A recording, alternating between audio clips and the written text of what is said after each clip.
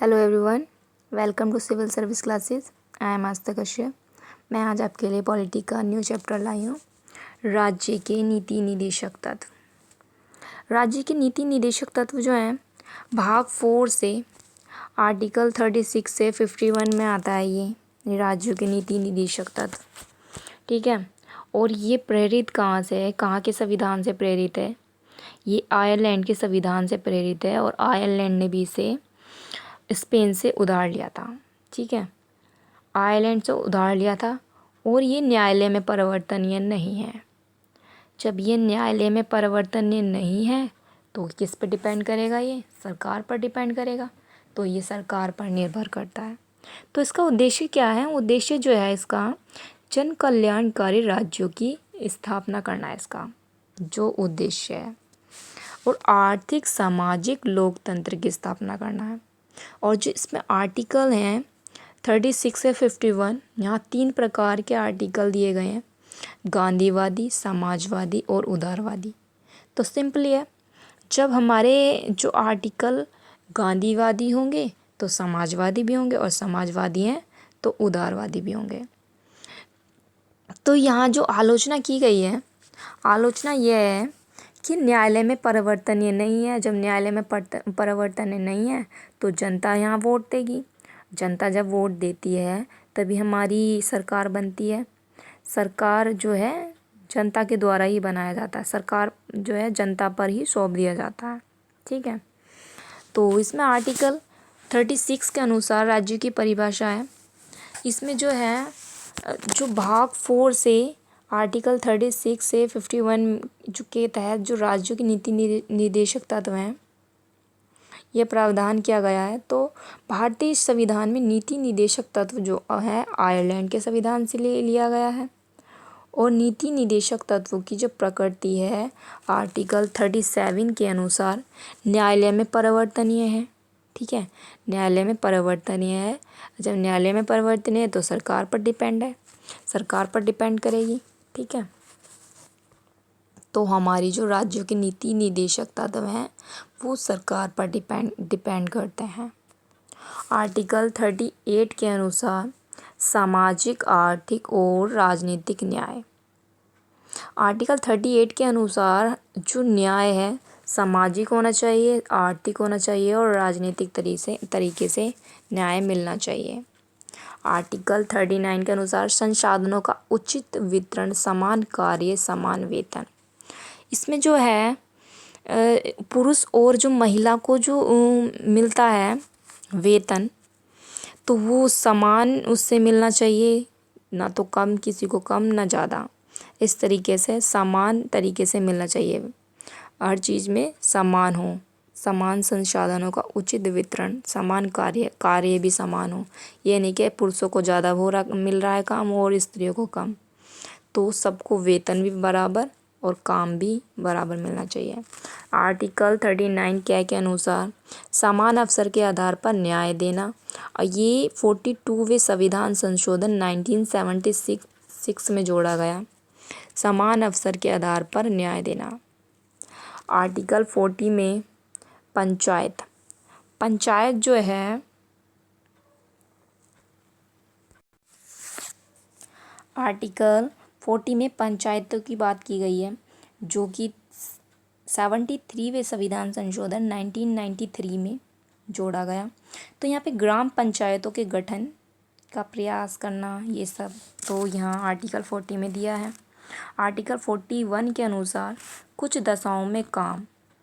तो यहाँ पर कुछ दशाओं में काम जैसे कि शिक्षा तथा लोक सहायता पाने के अधिकार को प्राप्त करने का प्रभावी उपबंध यहाँ पे किया गया है। आर्टिकल 42 के अनुसार कार्य न्याय संगत और मनोविचित दशाओं में। तो काम जो है न्याय संगत और मनोविचित दशाओं का हो, ठीक है। इस हर तरीके की सहायता मिले, यहाँ न्याय संगत तरीके से मिले। कार्य जो है बराबर तरीके से हर टाइप से हर दिशा में ठीक तरीके से मिले। और जो जब कार्य मिलेगा न्याय तरीके से, ये है कि जैसे पढ़े लिखे हैं तो उनको उस तरीके की जॉब मिले, और जो मज़दूर टाइप है उनको मज़दूर मिले। और आर्टिकल 43 में बोल रहा है निर्वाह मजदूरी कुटीर उद्योग, यानी कि जॉब नहीं मिल रही तो अपना कुटीर उद्योग यानी कि घर में ही कोई काम कर ले, उस तरीके की व्यवस्था होनी चाहिए आर्टिकल 43 के अनुसार। आर्टिकल 43 क्या के अनुसार उद्योग के प्रबंध में कर्मचारियों की भागीदारी, वहाँ पर प्रबंध होने चाहिए कर्मचारियों के भी, कर्मचारी हों वहाँ पर।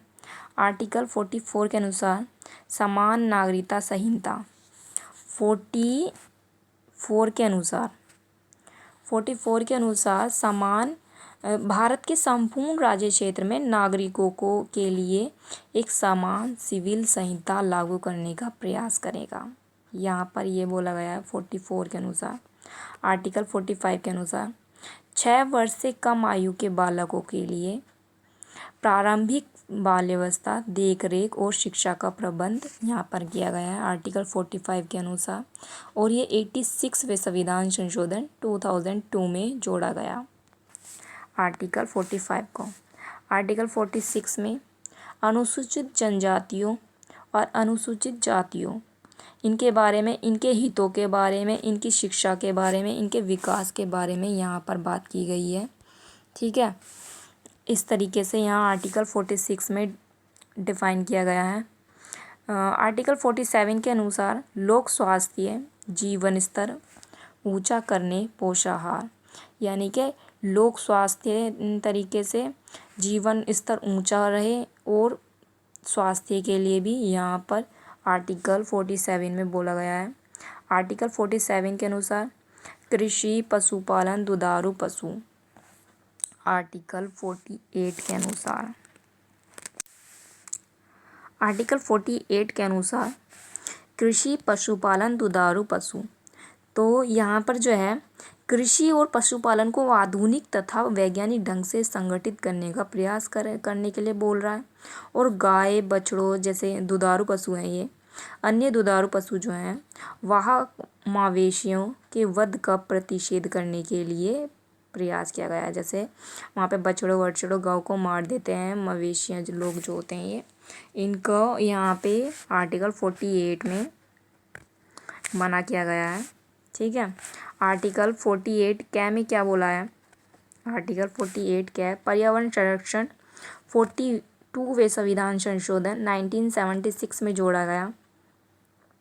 पर्यावरण के संरक्षण और संवर्धन यानी कि वन एंड वन्य जीवनों की रक्षा के लिए प्रयास किया गया है यहाँ पे 48 के अनुसार। 49 आर्टिकल 49 राष्ट्रीय महानंद स्मारक स्थान का संरक्षण, यानी कि जो हमारे स्मारक हैं उनको बिल्कुल कोई नुकसान ना हो उस तरीके का आर्टिकल 49 के अनुसार यहाँ पर संरक्षण दिया गया है।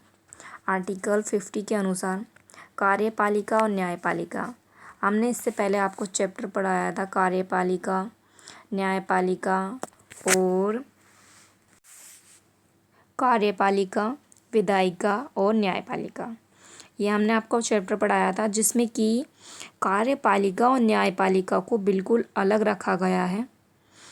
बिकॉज़ यहाँ पर अगर ये दोनों हाथ मिला लें तो न्याय ढंग से नहीं हो पाएगा, इसलिए इन दोनों को बिल्कुल अलग रखा गया है आर्टिकल 50 के अनुसार। आर्टिकल 51 के अनुसार क्या है? अंतर्राष्ट्रीय शांति और सुरक्षा, पूरे विश्व की सुरक्षा के लिए बोला गया है। आर्टिकल 51 के अनुसार अंतर्राष्ट्रीय शांति और सुरक्षा की अभिवृद्धि की गई है यहाँ पर। तो यहाँ पर केशवानंद भारती ने 1973 में मौलिक अधिकारों का वर्णन किया था कि ये मौलिक अधिकार बेस्ट हैं, इनके बिना हमारा संविधान जो है नहीं चल पाएगा। फिर BN राव 42वें संविधान संशोधन 1976 में नीति निदेशक तत्वों को बेस्ट बता रहे थे, तो वो बोल रहे थे कि मौलिक अधिकार नहीं, नीति निदेशक तत्व ज़्यादा बेस्ट हैं। तो ये 42वें संविधान संशोधन 1976 में और केशवानंद भारती 1973 में मौलिक अधिकार को बेस्ट बता रहे थे। फिर मिनर्वा मिल्स वाद आए और उसमें 1980 में उन्होंने दोनों को संतुलन बताया कि हमारे संविधान के लिए दोनों ठीक है। तो आज अभी हम पढ़ते हैं मौलिक अधिकार नीति निदेशक तत्वों में अंतर। तो फर्स्ट है हमारा मौलिक अधिकार। तो मौलिक अधिकार है, ये पार्ट कहाँ से लिया गया है? थर्ड पार्ट से लिया गया है। और ये कौन से पार्ट से लिया गया है? फोर्थ से। ये भाग थर्ड से लिया गया है और भाग फोर्थ से लिया गया है। ये अमेरिका से लिया गया है और ये आयरलैंड से लिया गया है। ठीक है। और इसकी जो प्रकृति होगी, इसकी जो प्रवृत्ति है मौलिक अधिकार की, वो नेगेटिव है, नकारात्मक। और इसकी जो प्रकृति है वो सकारात्मक है। ठीक है। ये जो मौलिक अधिकार है ये न्यायोचित है। इसके उल्लंघन पर न्यायालय द्वारा इसे लागू कराया जा सकता है, क्योंकि इसमें न्यायालय द्वारा लागू करा सकते हैं, मौलिक अधिकार है। और ये जो है गैर न्यायोचित है, इसे न्यायालय द्वारा लागू नहीं कराया जा सकता। ये न्यायालय में परिवर्तन नहीं है, ये कहाँ पर? सरकार पर निर्भर करती है, सरकार पर डिपेंड करती है। ठीक है। और फिर है हमारा कानूनी रूप से मान्य है। ये हमारा मौलिक अधिकार कानूनी रूप से मान्य है। और यहाँ नैतिक, जो राज्य के नीति निदेशक तत्व हैं, नैतिक एवं राजनीतिक मान्यता है यहाँ पर। मौलिक अधिकार जो है उद्देश्य देश में लोकतांत्रिक राजनीतिक व्यवस्था स्थापित करता है। और जो राज्यों के नीति निदेशक तत्व हैं, उद्देश्य देश में सामाजिक एवं आर्थिक लोकतंत्र की स्थापना करता है। जो मौलिक अधिकार है लागू करने के लिए विधान की आवश्यकता नहीं होती। यहाँ पर विधान की आवश्यकता नहीं होती, बट यहाँ पर आवश्यकता होती है, विधान की आवश्यकता यहाँ पर होती है।